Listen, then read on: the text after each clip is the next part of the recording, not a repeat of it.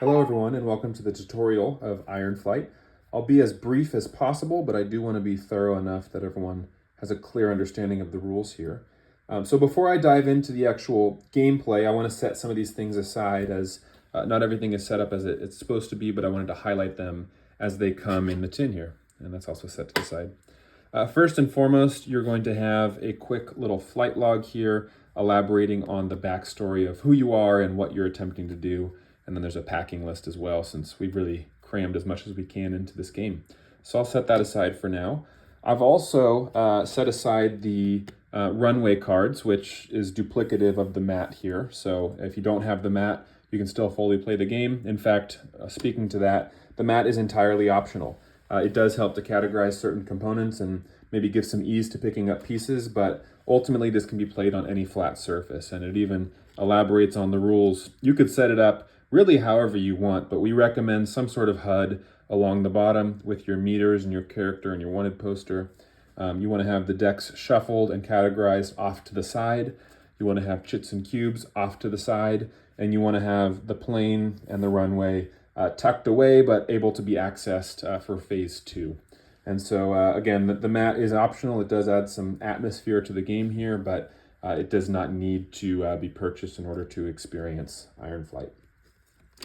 One more thing before I actually dive into the purpose of the game and the rules. There's 4 different characters you can choose from. These are double-sided cards. And each character is going to have an ability to start the game with, or rather an effect on the game, as well as starting bounty. And I'll get into bounty here in a second. Ultimately, it corresponds with some of the Raiders' experience, or the Raiders you will be experiencing. But today I'm going to play as Rob and Otto, which are these 2 robotic twins. And I'll set aside this other character card as well as this item card, which corresponds to the character of Wingnut. So now that I've chosen my character, I'm going to set the stage for the game, and then I'll go through the rest of the setup procedure. So I'm just going to read from the rules here. I think it categorizes and explains the purpose of this game well. So you are a robot on the run, recently escaped from a remote laboratory and seeking to repair an unearthed plane, the Ironflight. You must hunt for valuable scrap, construct oil rigs to harvest fuel from the land, repair the antiquated aircraft, and attempt to take flight to flee this corroded wasteland for good. If you're unable to gather the necessary plane parts and reach max speed as you careen off the runway cliff edge, you will plummet to your demise, hoping another lonely robot can scavenge from your wreckage and reach a better outcome. And that's a great entry point to elaborate on one of the key mechanisms of this game, which is rogue-like or rogue-lite. As you're building the plane and you are able to get plane parts, ultimately, depending on your experience in the first playthrough, if you crash and burn or if you're buried in the rust, you're then able to carry over certain plane parts into the next playthrough, making it that much easier and giving you just an edge on some of the challenges that this game is throwing at you. So really, you may be able to take off and succeed. I've only done it once or twice on the first round, but really the goal is to carry it into future playthroughs and try to reach the highest score possible. But if you're not interested in scores, you can still simply just try to succeed. So let's get into the basic playthrough. There's really 2 phases to this game. Phase 1 is focused on the exploration of this 3x3 grid. In that, you're going to be collecting scrap and oil. You're going to be encountering Raider cards, which I'll get to in a second. And you're going to be monitoring this rust storm, which is burying your plane in rust, which is this symbolized by this die here. Additionally, you'll be collecting maybe some advanced actions, which you'll slot into your HUD here, or plane parts, which you're just going to attach to the plane here. And once you're able to get 3 plane parts, and by 3 plane parts I mean a left wing, a right wing, and a nose, you can then enter phase 2 of the game, which is focused on takeoff. So like I said earlier, you may not even get to this section of the game on your first round. You may just want to set that aside if you're looking for more play area, but you're welcome to keep it within reach. Once you enter phase 2, you're going to have special abilities based on the plane parts that you found, and it's really a weighted die roll where you're trying to speed up to max speed of 150, which is slot 6 here, by the time you're at the mid-air point over here. Now, there is a mechanism where, just like in the movies, when the hero takes off and is free falling through the air, they can still start the plane's engines and survive. While you're in a free fall, you can still succeed, but any failure while you're off the cliff results in a crash and burn. Whereas failures here, you continue your progress forward and lose some speed, which again, I'll get to here in a second. So that's the basic playthrough. Let me set up the game, the remainder of the game, and then I can start to give some idea of how it actually works. So I've already set up my HUD, which has the wanted meter, the speedometer, and the rustometer. I've taken 2 white cubes. I've put one on day 0 here of the rustometer, and then I've stuck in this just down below, which is on the wanted meter. I haven't run into any raiders yet. It'll start to tick up once I do, but I wanted it within reach. And I've chosen my pilot. I'm going to apply the starting bounty, which is 4 for Rob and Otto. And this is the 1 bounty. It says 1 on the back, and you have a little robotic president there. This is the 2, which has another robotic president. And so I'm going to stick 2 of these on the wanted poster to symbolize that I have, or signify, that I have 4 bounty that's on my head. There's also a special ability which says begin the game with 1 random advanced action equipped. So instead of discovering it out in the field, because the fact that I chose Rob and Otto, I get a random advanced action, which is very helpful. But I have higher bounty than some of the other players. So it's a riskier play, but it's really nice to have an advanced action. So here I have the flare gun decoy. I can discard this card immediately to return the wanted meter to 3, which is very helpful because if at any point you hit 6 on the wanted meter, meaning you're encountering raiders in the field and it's ticking up, you have to clear all the resources from the board. You have to downgrade any of your oil wells. So level 2s go to level 1s. Level 1s are destroyed. And then the wanted meter is set back to 3 because they're still on patrol looking for you, but you could hit 6 multiple times in a game, which is challenging. But luckily with this, I can send a flare, I can distract them, and I can immediately return it to 3, which would negate the effects I just talked about. So I'll keep that there. I have the other advanced actions here. I'll stick them back. That is number 2. Number 3 is set the 6 capacity cargo plane tail right here. You'll notice on the back, there's an 8 capacity cargo area, and that is ultimately upgraded if you find a certain nose in the game. But for now, I only have 6 inventory to collect. I've already prepared the runway, which has these chips that resemble the runway hash marks, whatever those are called, and they've been randomized. So these have negative values on them, and I've placed them face down. There is an extra one, so again, no perfect knowledge here. And there is a certain, for example, player, I think it's Wingnut with the dog tags. I could arrange those depending on my preference, but I'm not playing with him right now. The runway's been prepared. Now I'm going to set up the terrain deck, which has a number of cards in it. And I'll get to those in a second, but first I'm going to take out 2 of these raider cards. So 1, 2, and I'm going to set those aside. You can just set them above your playfield. I'm also going to pull out the plane part located card. And this, when I encounter this in the field, I can choose either an advanced action. Now I can only have 1 at a time, so I can choose to replace the 1 or keep the one I have. Or I can choose a random plane part, which would be slotted in here. So I'm going to stick that down. I'm now going to take the rest of these cards, which consist of oil sands, scrap heaps, and raider cards, and I'm going to shuffle them.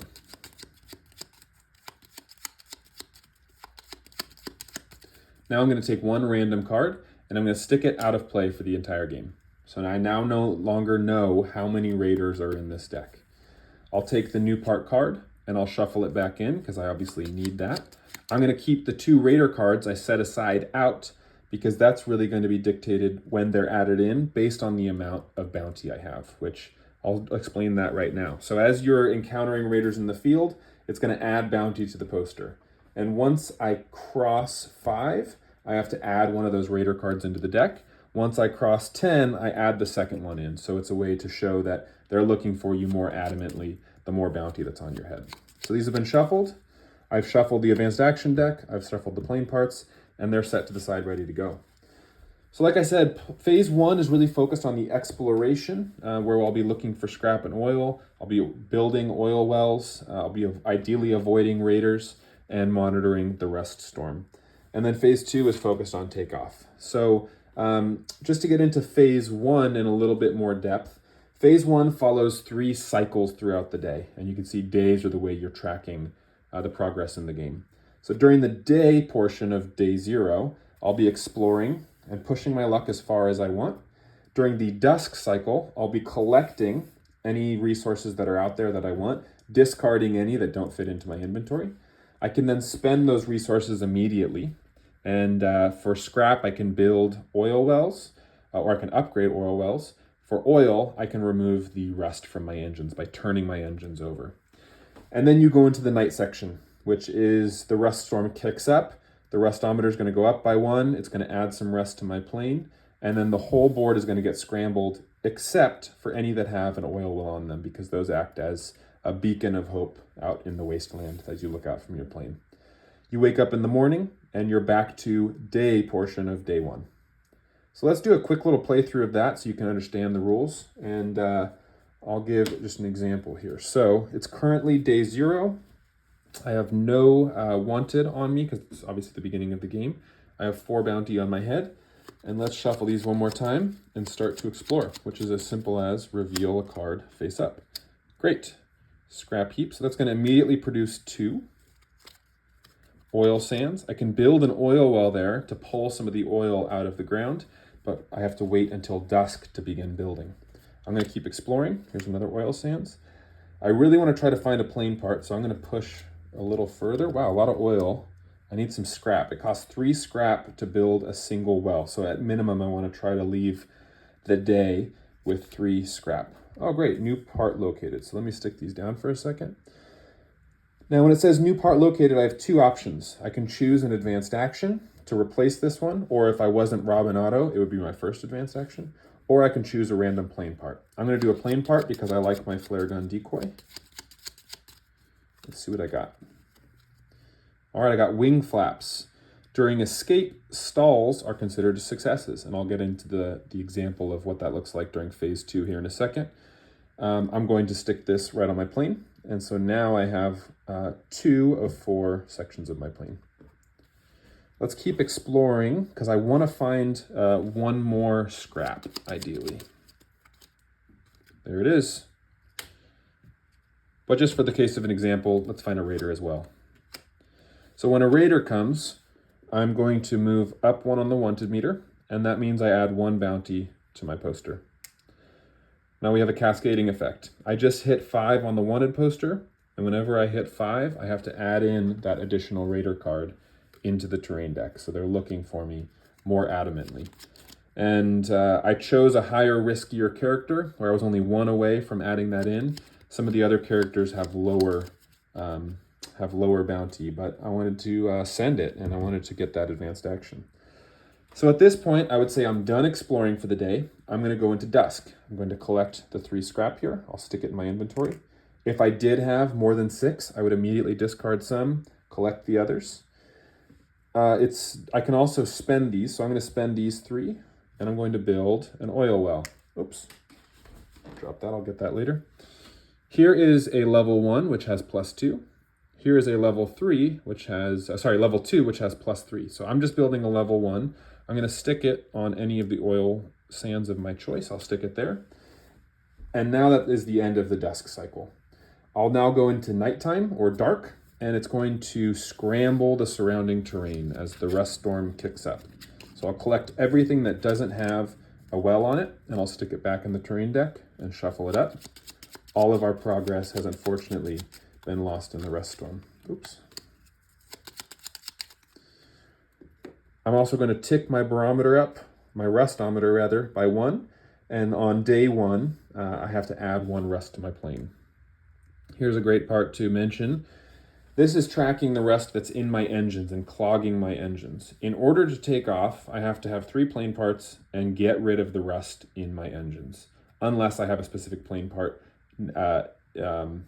adjusting this rust. In order to get rid of this, I have to spend oil. And if I'm ever at 6, and then I go into the nighttime or dark, and I have to add more rust to my plane, I am buried indefinitely, and the game is over, unfortunately. I can always start a new game with a new robot and carry over some of the plane parts, but that is the risk you run if you don't have oil to turn over your engines.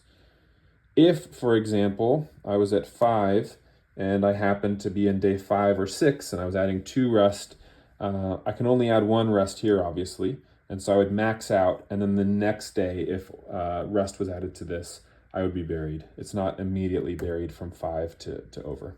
So let me go back to 3. And that is an example of one day. So I would now go back to the start of the day. I would generate 2 oil at the start of my day because I have that +2 level 1 oil rig. And then I go back to exploration, which is the same cycle here. So I'm going to explore around me. I hit raiders. I'm going to go up on the wanted meter. I'm going to add 1 bounty to my poster. And let's keep exploring. Scrap heap, that's great. I want to find some more scrap. There's another raiders, +1 bounty over here. So I'm at 4, 5, 6, 7. Again, once I hit 10, I have to add in another raider. Okay, I can't build anything. I really want to get some more scrap. That's helpful. And I really want to get another plane part, but I'm going to stop there because the option of me running into a raider is probably quite high in this deck. So I'm going to stop there. I don't want to push my luck any further. I'm going to collect all these resources. So I have 3 scrap, I have 2 oil, and I'm going to immediately spend my 3 scrap. Now I have 2 options. I could build a second oil well, which is obviously going to generate double the amount of oil. But the risk of doing that and leaving them both level 1 is if I hit 6 wanted, it's going to destroy both of those. Whereas if I upgrade this to a level 2, it protects it from being destroyed, although it will be downgraded to a level 1 should I hit 6 here. So I'm going to press my luck a little bit. I'm going to build a second oil well instead of upgrading the other one. And then I'm going to spend 2 of my oil here to reduce my rust by 2. So now we're going to go into the dark cycle, which is the nighttime. I'm going to scramble up all the surrounding area except those with the wells. I'm going to increase to day 2 on my rustometer. It's going to add 1 rust to my plane. Shuffle these up, stick them to the side, and now I'm back to the day. So this generates 2, this generates 2. You get the idea. So as I go through this, let's say, for example, I encountered enough raiders to push me past the 6. Here's another one. So I go boom, boom, boom. I add all these little bounties to my poster. Unfortunately, I had to shuffle this one in as well because I crossed it. Let's say I didn't have the flare gun decoy and I had a different advanced action. If I ever hit 6, I'd have to stop immediately. I have to clear all resources from the board. I would downgrade all of my wells a level. So these are both level 1. Those are both destroyed.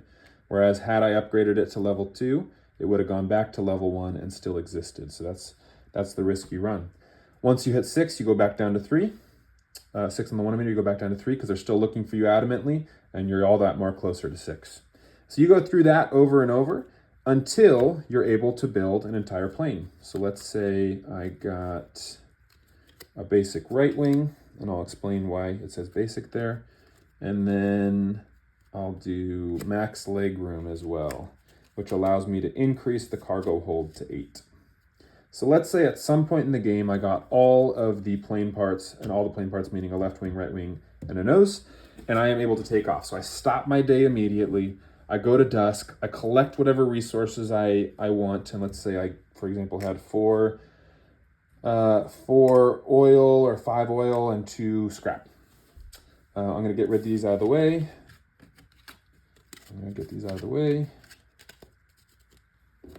And I'm now going to enter phase 2, which is mainly focused over here. The one thing is you have to reduce all the rust in your engines. So I'm going to spend 2 of this oil, and I'm going to get rid of the rust in my engines. And I am now good to go. So I can start the takeoff, initiate takeoff. And what I do here is I take this and I just move it over here to the speedometer. And I'm going to start at 25 miles per hour. So I start in this section right here, which is the first circle on the board. And let me just consult this really briefly. So I have wing flaps, which during escape stalls are considered successes. I'll get to that in a second. The legroom mainly affected during this this exploration phase gave me 8 inventory, and then a basic right wing. It allows me to take off, but it's destroyed in the case of a wreck. So how this gameplay works in the phase 2 is I'm trying to reach 150 miles per hour for takeoff. And in order to do that, I have to increase in speed every time. So for example, I'm on this first section. I need to roll a 2 or higher in order to increase speed. Now I can manage or manipulate those results by spending an oil to add +1 to my roll. So right now I'm not too worried. It's possible I could roll a 1, and that would be a stall, which is where you roll the same number that you're on. You stay at the same speed you're on when you roll a stall. Let's say, for example, I was at 3 and I needed to roll a 4, 5, or 6. If I roll a 3, it stalls, I stay at the same speed. If I roll a 2 or 1, I actually go down in speed. And so I have that much more to make up. So let's start the actual phase so you can see what it looks like. So I need to roll a 2 or higher. I got a 5, great. So I increase in speed and I progress 1. One thing I forgot to do is I have 2, 4, 6, 8, 9, 10, 11, 12 bounty. So I need to flip over these chits up to the amount of bounty that I have. So the more raiders you encounter, the harder it is it's going to be takeoff. So on this roll, I have -2. So I need to roll a 5 or higher, because if I roll a 3, -2 is 1. But if I roll a 5, -2 is 3. So I need to roll a 5 or higher to keep my progress going. 3. So I actually got 3 -2 is 1. So I actually go down in speed and I progress forward 1. I now have a -1, so I just need a 3 or higher. It was a 2, which means I stall. Doesn't particularly matter because I'm already the slowest speed. I now have a -2 on this one, so I need a 4 or higher. Actually, you know what? I have wing flaps. So stalls are considered successes. So actually, I'm at 2 now, but I do have a -2 again. So I need a 4. I didn't get it. So that's 2 - 2 is 0, so I go down in speed. I now have a -1 here. A 1, okay, I stay at that speed. This is not the greatest rolls, but so be it for a tutorial. I need a 2 or higher. 6, love that. Okay. I have no negatives here because I didn't have 15, 18, or 21 bounty. And should I have 13 or 14 bounty, I would round down to the next nearest value. 2, a stall is considered a success, so I actually succeeded on that one. I'm getting close to the edge here. I need a 3 or higher. 2, I did not get that one. All right, I am now mid-air. So I need to succeed on every single roll and reach max speed. Otherwise, I crash and burn. I need a 2 or higher. It was a 6. That's great. All right, so I'm still free falling. I need a 3 or higher. 2, I failed. Wow. I was trying to save my oil for later. I could have spent it to add 1 to my roll before I rolled, but so be it. So I lost the game. And unfortunately, in the crash, this basic right wing was destroyed, and I would just shuffle that back into the plane parts. But I'm able to keep my wing flaps, and I'm able to keep my max legroom. So now, on the next playthrough, I would clear my bounty, I would change my character, reset the day, choose a new character and do their bounty, and I would start with this plane. You'd want to reset these as well. And that's going to give you a little bit of an advantage on the next playthrough. You only have to find a right wing. And you also have 8 inventory now. In the case I had an advanced action, that would be destroyed in the crash as well. And that is the basic tutorial. Let me just make sure I didn't miss anything else in the rules.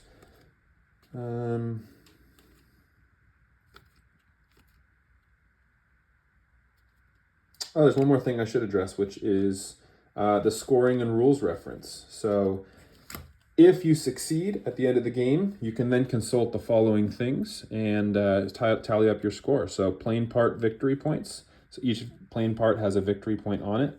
These are lower points because they're easier to win with, whereas with a basic plane part, you actually get more points.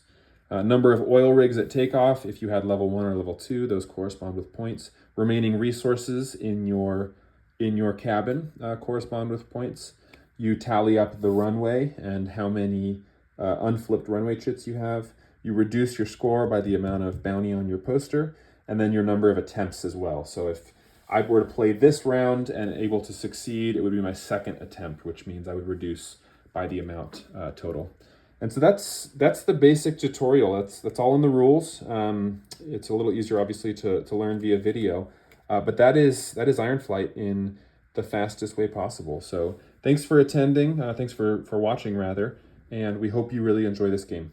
Keep an eye out for more adventures in the Rustlands, and safe flight out there, everyone. Thanks.